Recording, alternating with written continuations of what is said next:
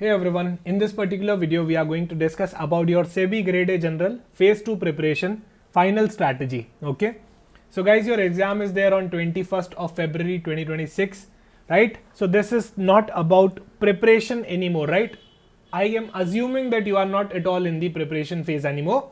You are in the revision, you are in the execution phase and you are in the pressure handling phase, right? So अभी आपको क्या करना है, यहाँ बहुत सारे रिविजन्स करने, एग्जीक्यूशन पे ध्यान देना है rather than just planning the things. तो मैं यहाँ पे कोई भी आपके लिए डे वाइज स्ट्रैटेजी नहीं लेके आया हूँ कि इस दिन आपको ये पढ़ना है, उस दिन आपको वो पढ़ना है. वो आप लोग ज़्यादा बेटर डिसाइड कर सकते हो, ऐसा मुझे लगता है. मैं बस एक फ्रेमवर्क शेयर करने वाला हूँ आप लोगों के साथ में, जहाँ से आपको काफ़ी हेल्प मिलेगी चीज़ों को प्लान करने में, राइट.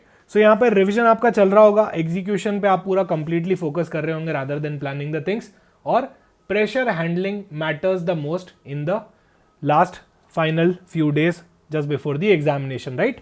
सो यहाँ पे माइंडसेट के हिसाब से अभी मैं अगर आपकी बात करूँ तो यहाँ पे सिलेबस आपका ऑलरेडी अच्छे से हो चुका है, तो मैं इस वीडियो में बिल्कुल भी सिलेबस डिस्कस नहीं करने वाला हूँ.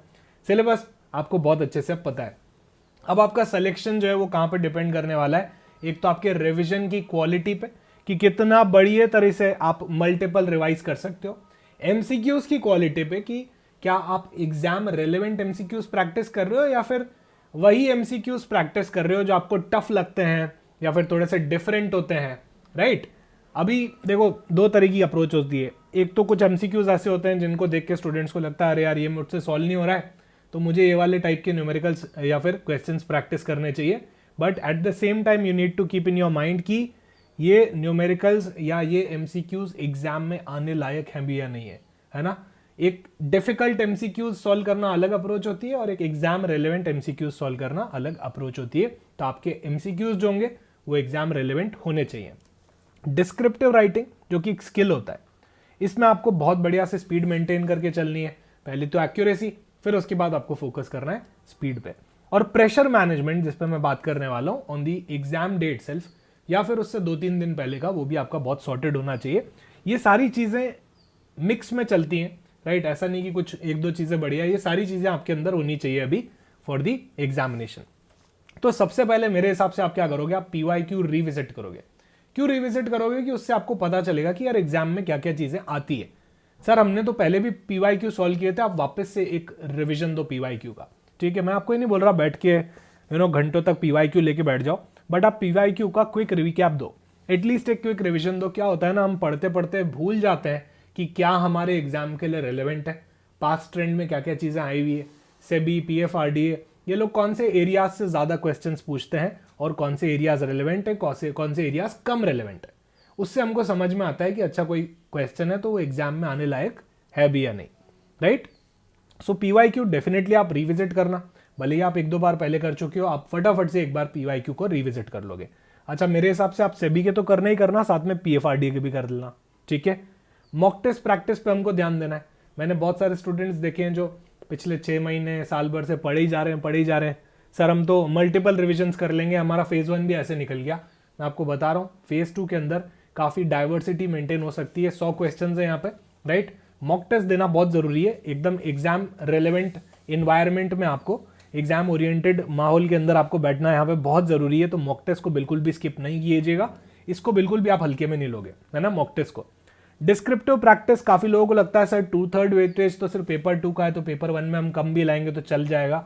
मैं आपको बता दूं बिल्कुल नहीं चलेगा, right. You have to score as much as possible, ज़्यादा से ज़्यादा. डेफिनेटली आपका जो पेपर 2 का स्कोर है, ट्राई करो कि आपका 70 या उससे ऊपर जाए, 70 या उससे ऊपर तो जाए ही जाए. अच्छा अब थोड़ा बात कर लेते हैं कि रोज आपको क्या करना है ना. तो रोज 1 घंटा आपको ऐसा निकालना है जो आप अपने वीक सब्जेक्ट पे फोकस करोगे. ये कोई वीक सब्जेक्ट हो सकता है, ये कोई वीक टॉपिक हो सकता है ना. तो डेली का 1 घंटा आप अपने वीक जोन को दोगे ताकि लास्ट तक हमारे पास कॉन्फिडेंस बना रहे कि हमको अल्टीमेटली एग्जाम डे पे ऐसा कुछ पार्ट नहीं है कि यार हमको ये अभी भी वीक जोन में है, राइट. और मैं कहूँगा इनिशियली ही आप 2-3 दिन अलग से ब्लॉक करके अपना वीक जोन पूरा कवर कर लो अगर अभी भी कुछ बचा है तो. हालांकि मैं आपको डे 1 से बोलता आ रहा हूँ जब से आपका नोटिफिकेशन आया है, हालांकि उससे भी पहले से बोलता आया हूँ कि सबसे पहले अपने वीक जोन को टच करता रहा करो, राइट. सो 1 घंटा वीक जोन को निकालना जरूरी है. ऐसी चीजें जो आपको प्रॉब्लम क्रिएट कर रही है, या ऐसी चीजें, ऐसे क्वेश्चंस जिनके अंदर आप बार बार एरर कर रहे हो, राइट, कोई मिस्टेक्स कर रहे हो या आपको समझ नहीं आ रहे, 1 घंटा उनके लिए अलग से रिजर्व करो. अच्छा, उसके बाद MCQs हमको रोज प्रैक्टिस करने है ना, डेली प्रैक्टिस करने। होता क्या है ना, देखो हम 4-4, 5-5 महीने तक सिर्फ रिवीजन करते हैं या फिर सिर्फ लेक्चर्स देख रहे होते हैं या पढ़ रहे होते हैं। एग्जाम के दिन आपको सिर्फ MCQs सॉल्व करने। हर दिन ट्राई करो कि आप काफ़ी सारे MCQs सॉल्व करो, काफ़ी सारे मॉक टेस्ट, चैप्टर टेस्ट भी दे पाओ। इंग्लिश डिस्क्रिप्टिव की हमको प्रैक्टिस करनी है, ये एक स्किल होता है ना। रेशियो एनालिसिस का कोई क्वेश्चन फटाफट से कर लिया या यूनिट कॉस्टिंग का कोई क्वेश्चन फटाफट से कर लिया, that's possible, but English descriptive उससे ही होगा जिसने मल्टीपल टाइम्स चीज़ों को प्रैक्टिस किया है, रोज टाइप किया है, माइंड मैप बनाया है। तो डेफिनेटली आपको यहाँ पे मेरे हिसाब से तो रेगुलरली इंग्लिश डिस्क्रिप्टिव को प्रैक्टिस में लाना चाहिए, है ना। टाइम नहीं मिल पा रहा है तो माइंड मैप्स बनाना चालू करो, सोचो कि आप क्या क्या लिखने वाले हो एग्जाम के अंदर, स्ट्रक्चर करो अपनी थॉट्स को, ये प्रैक्टिस आपकी रेगुलरली होनी चाहिए। शॉर्ट नोट्स आपके पास बने हुए होने चाहिए, फॉर्मूला की लिस्ट आपके पास यहाँ पे होनी चाहिए। अच्छा, जिसके पास फॉर्मूला की लिस्ट होगी, राइट, जिनके पास शॉर्ट नोट्स बने हुए होंगे, वो डेफिनेटली मल्टीपल रिविजन दे सकते हैं as compared to a normal student. एक नॉर्मल स्टूडेंट जिसके पास सिर्फ अपने नोट्स हैं, राइट, किसी भी क्लासेस के दिए हुए या फिर वो वीडियोस के थ्रू पढ़े हैं, वो 1-2 बार रिवीजन कर सकते हैं। पर जिनके पास शॉर्ट नोट्स है, फॉर्मूला लिस्ट है, वो 4-5 बार 6 बार भी रिवीजन किया जा सकता है फटाफट से उनको पढ़ के, राइट। बात करूं कॉमर्स एंड अकाउंटेंसी की, तो concepts and conventions, rules of accounting बहुत अच्छे से पढ़ लेना। Journal entries related to share capital transaction, ESOP buyback, right, bonus issue, right share, ये अच्छे से पढ़ लेना। कोई भी टॉपिक हमको छोड़ना नहीं है ना। न्यूमेरिकल क्वेश्चंस डेफिनेटली काफ़ी सारे आ सकते हैं फ्रॉम कॉमर्स एंड अकाउंटेंसी, तो इस चीज़ का भी हमको ध्यान रखना है। रेशियो एनालिसिस अच्छे से पढ़ना, कैश फ्लो स्टेटमेंट बहुत अच्छे से पढ़ना, फॉरेन एक्सचेंज ट्रांजैक्शन वाला अकाउंटिंग स्टैंडर्ड बहुत अच्छे से पढ़ना, ठीक है। इन्वेंट्रीज, फॉरेन एक्सचेंज और फिक्स्ड असेट, ये तीनों बहुत इंपॉर्टेंट हो सकते हैं आपके आने वाले एग्जाम के लिए। डेफिनेटली आपको फॉरेन एक्सचेंज ट्रांजैक्शन से एक क्वेश्चन देखने को मिल सकता है, राइट। आपको रेशियो एनालिसिस से कुछ क्वेश्चंस मिल सकते हैं, आपको कैश फ्लो स्टेटमेंट से कुछ क्वेश्चंस मिल सकते हैं, जर्नल एंट्री के भी कुछ क्वेश्चंस मिल सकते हैं, बट सिंपल जर्नल एंट्री के जो आपके शेयर कैपिटल ट्रांजैक्शन से रिलेट करती है। कॉस्टिंग के अंदर सबसे पहले आप लीन सिस्टम पढ़ोगे, उसके बाद आप बेसिक्स ऑफ कॉस्टिंग पढ़ोगे, उसके बाद आप यूनिट कॉस्टिंग, इसके अंदर से डेफिनेटली आपको एक न्यूमेरिकल क्वेश्चन जरूर मिल सकता है, हाई चांस है, 100% नहीं पर 99% चांस है कि आपको यहाँ से क्वेश्चन मिल सकता है। हर एग्जाम में आता है, हर फेज 2 एग्जाम में आता है, इस बार फेज 1 में नहीं आया था, कभी कभी फेज 1 में भी आ जाता है। इसके ऊपर आपको बहुत अच्छे से प्रैक्टिस बनाए रखनी है, राइट। प्रोसेस कॉस्टिंग के अंदर आपको एबनॉर्मल लॉस, नॉर्मल लॉस का क्या ट्रीटमेंट होता है numerical wise, plus equivalent units कैसे निकालने हैं वो पता होना चाहिए, EBQ पता होना चाहिए, EOQ पता होना चाहिए, राइट। बाकी क्लासेस के अंदर हमने डेफिनेटली बहुत सारी चीजें डिस्कस करी है। मार्जिनल कॉस्टिंग अगेन बहुत इंपॉर्टेंट चैप्टर आने वाला है आपके कोर्स के लिए। हो सकता है कोई स्टैंडर्ड कॉस्टिंग का भी एक आध क्वेश्चन आपको मिल जाए, तो मटेरियल, लेबर, मैंने खैर आपको कोर्स के अंदर सारी चीजें कवर करवाई है, बट एटलीस्ट आप मटेरियल लेबर वाले वेरिएंसेस तो पढ़ के ही जाना, material cost variance, material price variance, material usage variance and similarly labour वाले।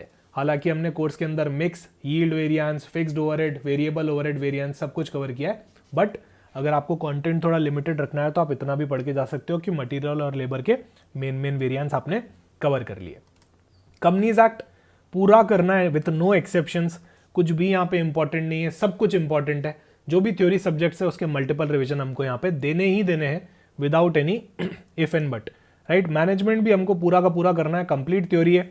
फिनेंस के अंदर डेफिनेटली आप डेरिवेटिव्स को ज़्यादा वेटेज दोगे, राइट। उसके बाद आपका फाइनेंशियल मार्केट्स को ज़्यादा वेटेज दोगे, प्लस आपके जो रीसेंट अपडेट्स हैं, जो फाइनेंस करंट अफेयर्स है, उनका भी आप एक क्रिस्प अंडरस्टैंडिंग लोगे। हालांकि बहुत ज़्यादा टाइम देने की वहाँ नीड नहीं है, बट आपको पिछले कुछ महीनों के एटलीस्ट 6-7 महीने 8 महीने के जो मेजर इवेंट्स हुए हैं वो याद होने चाहिए, है ना। मेजर इवेंट्स आपको याद होने चाहिए। इकोनॉमिक्स के अंदर डेफिनेटली अगर देखो आपका वीक जोन है तो आप यहाँ पे सिलेक्शन कर सकते हो। ये कुछ टॉपिक्स ऐसे हैं जो एटलीस्ट बी वाला पार्ट तो बहुत ही स्ट्रेट होता है, डिमांड एंड सप्लाई हो गया, राइट, कंजम्पशन फंक्शन हो गया, आपका मल्टीप्लायर और एक्सेलरेटर हो गया, demand and supply for money हो गया, ये सब थ्योरी टॉपिक्स हैं आपके। ISLM, inflation, Philip curve, right. At least ये इन्फ्लेशन वाला पार्ट आपका फाइनेंस के साथ भी कॉमन हो जाता है, फिलिप कर्व वाला का पार्ट भी आपका कॉमन हो जाता है। तो ये कुछ चीज़ें हैं जो आप डेफिनेटली यहाँ पे कर सकते हो। अच्छा, लास्ट डे के अंदर मैं आपको बताऊँ, 1-2 दिन पहले आपको लाइट रिविजन्स देने और प्रेशर नहीं लेना है।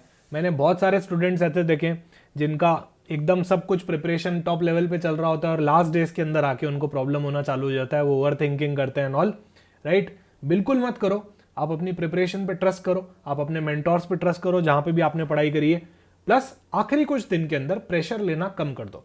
आपकी फॉर्मूला बुक, आपके नोट, शॉर्ट नोट्स, राइट, आपकी एरर नोटबुक या फिर आपने शॉर्ट नोट्स के अंदर ही मार्क कर दिया होगी कौन कौन से क्वेश्चंस में आपको फ्रीक्वेंटली प्रॉब्लम आती है, राइट, वो सारे कॉन्सेप्ट्स वहीं लिख दिए। कोई भी हैवी स्टडी मत करो आखिरी कुछ दिनों में, 1-2 दिन में। कोई भी पैनिक मॉक टेस्ट मत दो कि यार लास्ट दिन एक मॉक टेस्ट और दे देता हूँ। मेरे हिसाब से वो अच्छी चीज़ नहीं होती है। मान लो कभी कोई मॉक टेस्ट कॉम्प्लेक्स बना हुआ होता है, वो हमसे सॉल्व नहीं हुआ, हम फालतू में टेंशन में आ गए, ये सब चीज़ें आखिरी दिन अवॉइड करनी चाहिए। सब कुछ पहले ही कर लो, डर लगने वाली सारी चीज़ें पहले ही कर लो। जितने ब्रेक डाउन होने हैं पहले ही हो जाएंगे, ब्रेकआउट्स होंगे उसके बाद सारे, है ना। सो लास्ट 48 आवर्स के अंदर आप एकदम काम रहोगे, कंपोज रहोगे और अपना रिविजन बहुत अच्छे से आप कंप्लीट करोगे। आखिरी स्टेज पे आने के बाद सबने पढ़ रखा होता है, सबने नोट्स बना रखे होते हैं, पर जो अपना माइंड को कामली डील कर सकता है, राइट, स्मार्ट क्वेश्चन सिलेक्शन कर सकता है, क्या छोड़ना है वो इंपॉर्टेंट हो जाता है, क्या करना है की जगह लास्ट में आके, और एबिलिटी टू मूव ऑन। कुछ चीज़ नहीं हो रही है तो कोई बात नहीं यार, उसको साइड में करो और आगे बढ़ो, है ना। That's how life works and that's how exams also works. So यहाँ पे आपको ये चीज़ ध्यान रखनी है। और प्रेशर हैंडलिंग उस टाइम ड्यूरेशन के अंदर और ओवरऑल प्रेशर हैंडल करना आपको बहुत अच्छे से यहाँ पे आना चाहिए। It's all about execution. And के अंदर प्रेशर कैसे हैंडल करते हो वो ज़्यादा इंपॉर्टेंट हो जाता है एज कंपेयर टू कितनी ज़्यादा पढ़ाई करते हो। Okay, so best wishes guys. ये स्ट्रैटेजी रहेगी मेरे हिसाब से। थ्योरी सब्जेक्ट्स के अंदर बिल्कुल कॉम्प्रोमाइज मत करना, कोई स्पेशल फोकस मत रखना, आप सारी चीज़ें पढ़ोगे जो भी आपको क्लासेस में पढ़ाई है, जहाँ से भी आपने क्लासेस ली हो, डजंट मैटर, है ना, आप सारी चीज़ें पढ़ोगे। वहाँ पे अलग से इंपॉर्टेंट की लिस्ट बना के और वो सब मत करना, राइट। 100 क्वेश्चन है, सब इंपॉर्टेंट है, जो चीज़ सिलेबस में है वो हमारी इंपॉर्टेंट है। हालांकि मैं आपको इंपॉर्टेंट वाली लिस्ट मल्टीपल टाइम्स पिछले वीडियोस के अंदर, स्ट्रैटेजी वीडियोस के अंदर दे चुका हूँ, आप वो जाके रेफर कर सकते हो, ठीक है। वो लिस्ट वही रहेगी, है ना, ऐसा रोज चेंज नहीं होती है, वो लिस्ट वही रहने वाली है, राइट। सो ये पूरा आपका स्ट्रैटेजी रहेगा, इस तरह से आपको डील करना है, राइट। और ये 18 डेज के अंदर आपको बहुत अच्छे से मैनेज करना है। ट्राई करो कि 4-5 दिन 6 दिन के अंदर आप अपना अच्छे से कोर्स पूरा कवर कर लो। मैक्स टू मैक्स 8 दिन के अंदर कोर्स कवर कर लो और उसके बाद आप एटलीस्ट 2 से 3 रिवीजन तो प्लान कर पाओ अपने शॉर्ट नोट्स को और अपने MCQs को यूज करके। Okay guys, so thank you so much, bye bye, take care, best wishes for your examination. मिलते हैं किसी और वीडियो के अंदर।